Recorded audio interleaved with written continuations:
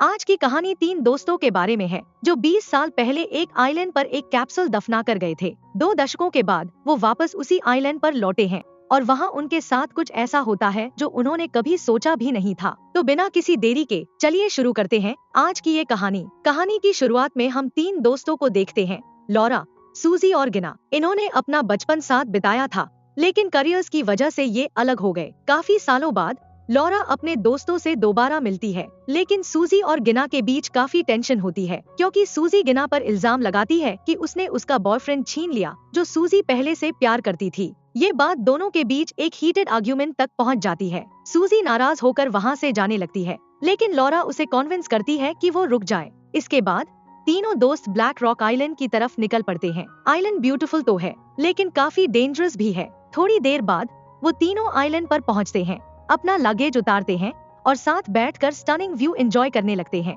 अचानक लारा को वो टाइम कैप्सूल याद आता है जो उन्होंने बचपन में दफनाया था। जैसे ही वो अपने दोस्तों को इसके बारे में बताती है, उनके चेहरे एक्साइटमेंट से चमक उठते हैं। लेकिन प्रॉब्लम ये है कि किसी को भी याद नहीं है कि कैप्सूल कहाँ दफनाया था। लारा उन्हें याद दिलाती है कि उसने बचपन में एक ट्रेजर मैप बनाया था जो शायद कैप्सूल ढूंढने की हो सकती है। लारा अपने पुराने बैग से वो मैप निकालती है और तीनों एक कंपास के साथ कैप्सूल ढूंढने निकल पड़ते हैं।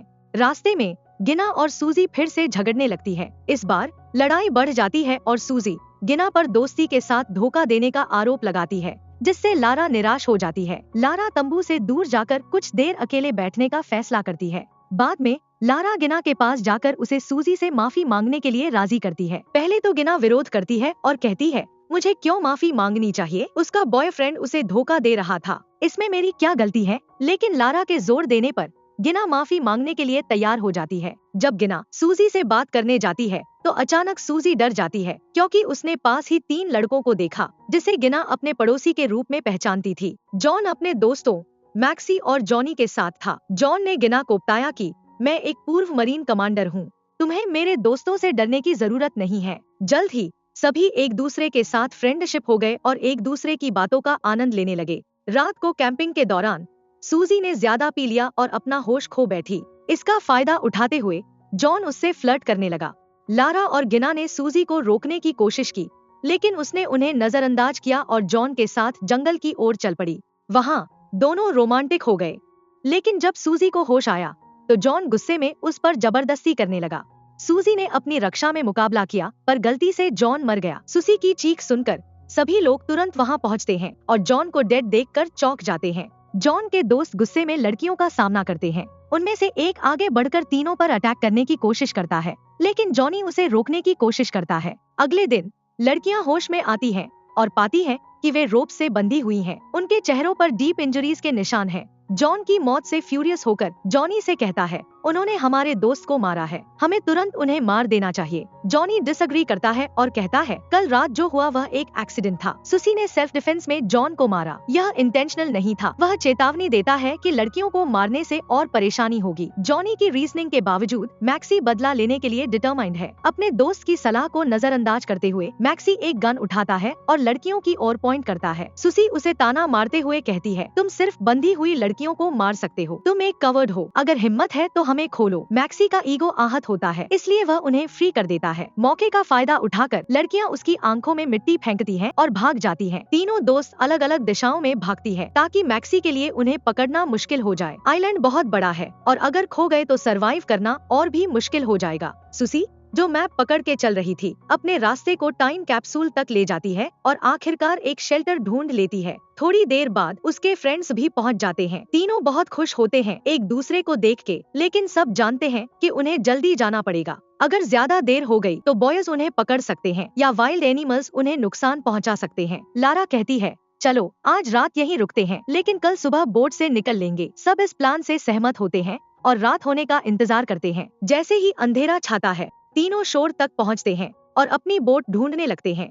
उन्हें देखकर हैरानी होती है कि बॉयज ने पहले ही रस्सी काट दी थी, जिसकी वजह से बोट दूर चली गई। उनका खुशी का माहौल अब गम में बदल जाता है। तब सुसी एक नया प्लान सजेस्ट करती है, क्यों न हम स्विमिंग करके बोट तक पहुंच जाएं और वहां से निकल लें। लेकिन इससे पूरी तरह से नफरत करती है और कहती है कि ये रास्ता बहुत डेंजरस है। लारा के प्रोटेस्ट के बाद भी सुसी और जीना प्लान पे चलने का फैसला कर लेती है। लारा अपने दोस्तों को अकेला छोड़ने का सोच नहीं पाती, इसलिए वो भी मजबूरी में उनके साथ चल पड़ती है। जैसे ही वो ध्यान से चल रहे होते हैं ताकि बॉयज को देखा न जाए, लारा अचानक उठती है और गलती से बॉयज के लाइन ऑफ साइट में आ जाती है। बॉयज बिना किसी देर के उस पे गोली चला देते हैं और लारा जमीन पर गिरकर मर जाती है। गिना समझ जाती है कि अगर सुसी लारा को बचाने की कोशिश करेगी तो सबको और भी ज्यादा डेंजर हो सकता है। वो तुरंत सुसी को सिग्नल देती है कि बोट की तरफ बढ़े। बोट काफी दूर है और बॉयज उन्हें देखकर फिर से गोली चलाने लगते हैं। गर्ल्स पानी में छुपने की कोशिश करती हैं, लेकिन कोल्ड के कारण उनकी स्ट्रेंथ कम पड़ जाती है। उन्हें समझ आता है कि उनके पास सिर्फ दो ऑप्शंस हैं, या तो जल्दी बोट तक पहुंचना होगा या फिर पकड़े जाने का रिस्क लेना होगा। अचानक उन्हें जॉनी की स्क्रीम सुनाई देती है। वो एक हाइट से गिर गया है और उसका लेग टूट गया है।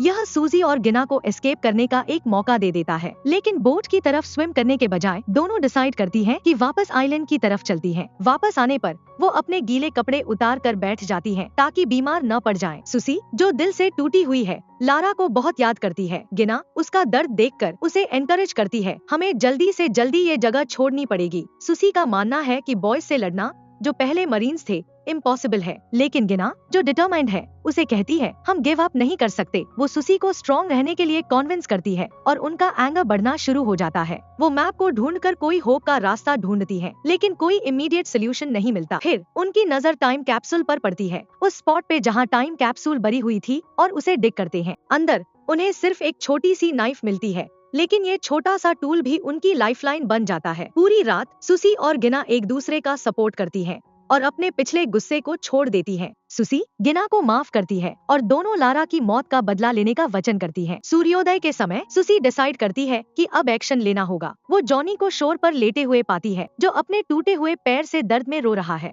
उसे देखकर सुसी का बदला लेने का जुनून और बढ़ जाता है। गिना उसे कहती है, ये तेरा चांस है, इसे मार डाल। सुसी थोड़ी हेजिटेट करती है, लेकिन गिना उसे याद दिलाती है कि बॉयज ने कैसे लारा को मारा। सुसी का गुस्सा और बढ़ जाता है और डिटर्मिनेशन उसकी आंखों में चमकने लगती है। वो जॉनी की तरफ क्रॉल करते हुए बढ़ती है, लेकिन जैसे ही वो उसके पास पहुंचती है, जॉनी अपनी आंखें खोलता है और मैक्सी के लिए चिल्लाने लगता है। सुसी पैनिक हो जाती है, लेकिन वो आगे बढ़ती है। जैसे ही वो नाइफ उठाती है, जॉनी उसका हाथ अपनी लोहे जैसे ग्रिप से पकड़ लेता है। सुसी खुद को फ्री करने की कोशिश करती है, लेकिन जॉनी की स्ट्रेंथ उससे जीत जाती है। सुसी को मुसीबत में देखकर गिना फटाफट मदद के लिए आती है और जॉनी की ग्रिप को अपनी दोस्त से हटाने की कोशिश करती है। इसी वक्त मैक्सी पिस्तौल के साथ आता है और फायरिंग शुरू कर देता है। उसके शॉट्स का मकसद सिर्फ लड़कियों को डराना था, क्योंकि वह जानबूझकर जॉनी को गोली नहीं मारना चाहता था। गिना जो डर से कांप रही थी, भाग जाती है, लेकिन सुसी अपनी जगह पर खड़ी रहती है। वह गन उठाकर जॉनी को मार देती है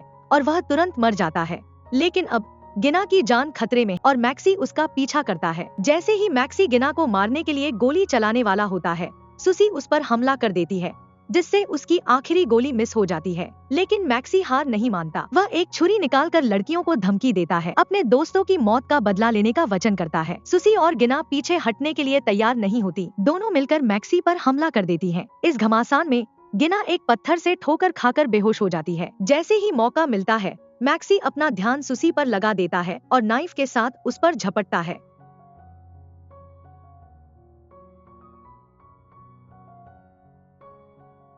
सुसी दर्द में चिल्लाती है, लेकिन मैक्सी नहीं रुकता। वह सुसी को मारने ही वाला होता है। तभी गिना अचानक पीछे से आकर उस पर हमला कर देती है। वह मैक्सी की गर्दन पर नाइफ घोंप देती है और उसे वहीं दर्द से मरने के लिए छोड़ देती है। लारा की मौत का बदला लेती है। इसके बाद सुसी और गिना जल्दी जल्दी अपनी चीजें इकट्ठी करती हैं।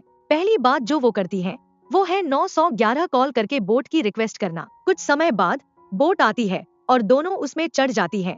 आखिरकार उसी जगह पहुंचती हैं जहां उनकी यात्रा शुरू हुई थी। दोस्तों, याद रखो, ये तीनों आइलैंड पर हंसते खेलते आए थे, लेकिन अब एक तो मर चुकी है, दूसरी के पीठ पर गहरा घाव है और तीसरी का चेहरा बुरी तरह से कट चुका है। इसके बावजूद वे हिम्मत नहीं हारती और अपनी जान बचाने में कामयाब हो जाती हैं। यह कहानी हमें यह सिखाती है कि हमें कभी भी उम्मीद नहीं खोनी चाहिए, चाहे कितनी भी मुश्किल घड़ी हो। और बस इसके साथ हमारी कहानी खत्म होती है। उम्मीद है आपको कहानी पसंद आई होगी।